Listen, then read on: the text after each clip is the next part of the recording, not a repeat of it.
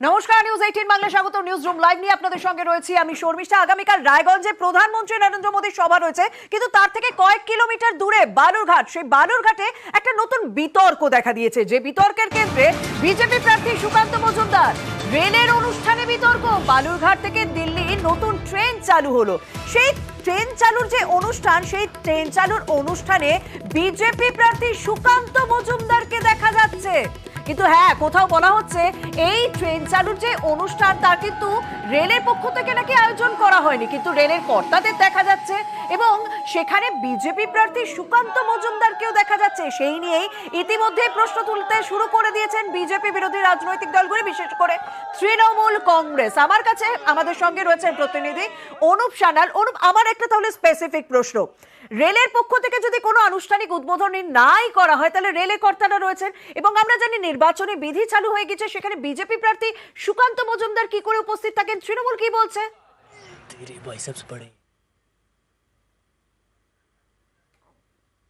শর্মিষ্ঠা, এই আজ বালুরঘাট থেকে দিল্লিগামী যে train Balurghat Bathinda express, Farakka express, এই ট্রেন আজ চালু হলো এবং এই যে ট্রেন চালুর নির্ঘণ্ট কিন্তু নির্বাচন বিধি মানে চালু হওয়ার আগেই রেল দপ্তর ঘোষণা করেছিল।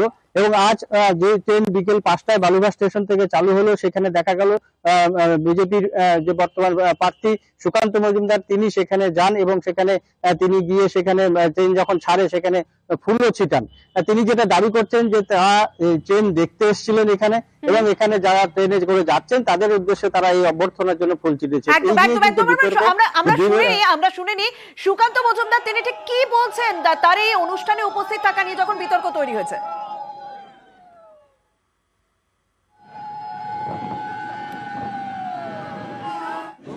আমাদের জেলার বহুদিনের দাবি ছিল যে এই জেলা থেকে দিল্লির ট্রেন চলবে।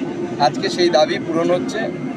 যেহেতু নির্বাচন বিধি চলছে, মডেল কোড অফ কন্ডাক্ট চলছে, সেহেতু উদ্বোধনী অনুষ্ঠানের কোনো আয়োজন রেল কর্তৃপক্ষ করেনি।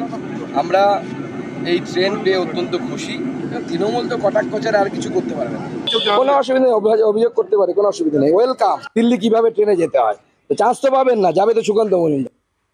তৃণমূল কংগ্রেসের পক্ষ থেকে কি অভিযোগ করা হচ্ছে আমরা তৃণমূল কংগ্রেস প্রার্থীর মুখ থেকে শুনি। ভারত সরকারের পক্ষ থেকে রেল দপ্তরকে দিয়ে একটা ট্রেন এখানটায় বালুরঘাটে চালু করা হলো দিল্লি পর্যন্ত। এটা কার স্বার্থে? ইলেকশন আইনকে ভঙ্গ করে। আমি তীব্র প্রতিবাদ জানাচ্ছি ইলেকশন কমিশনের কাছে। সুকান্তবাবু এই রেল উদ্বোধনের সময় সেখানে থাকলেন, এটা অবশ্যই তদন্ত করে দেখে অবিলম্বে ইলেকশন ভায়োলেশন অ্যাক্টস ভায়োলেশনের চার্জে তার বিরুদ্ধে ব্যবস্থা নেওয়া হোক।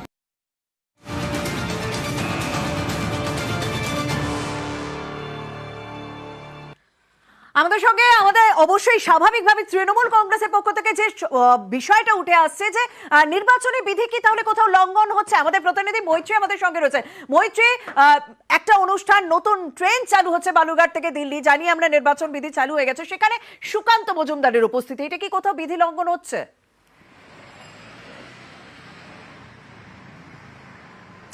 দেখো, নির্বাচন কমিশন সূত্র যেটা বলছে যে তারা গোটা বিষয়টি সম্পর্কে তারা জানতে পেরেছেন এবং তারা গোটা বিষয়টি সম্পর্কে খোঁজ খবর নিচ্ছেন এবং যদি দেখা যায় যে কোথাও নির্বাচনী বিধি ভঙ্গ হয়েছে, অর্থাৎ সুকান্ত মজুমদারের উপস্থিতি এবং তার আচরণ কোথাও গিয়ে যদি মনে করে যে নির্বাচনী বিধি ভঙ্গ করা হচ্ছে, তাহলে পরবর্তী পদক্ষেপ নেওয়া হবে, এমনটাই কিন্তু নির্বাচন কমিশন সূত্রে জানানো হয়েছে।